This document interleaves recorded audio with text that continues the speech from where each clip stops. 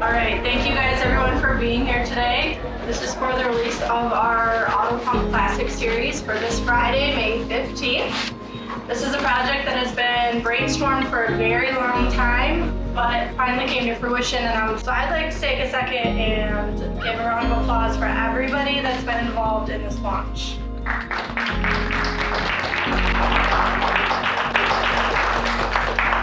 Where this started was customers came to us, and the request was, how can you help us reduce the maintenance that we have on these pumps in the field? And so what we did was we designed to encourage cleaning instead of service. So if they could pull that pump out of the ground, all they had to do was clean it and drop it right back in again, as opposed to having to repair parts on it.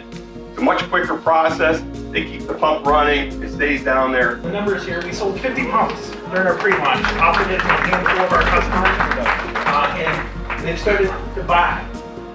Mostly for testing, right? They're going to try our pump, see if it works, and then we're probably going to sell a whole lot of pumps after they find out that it's really everything we promised it would be. They're going to QED first because they trust us.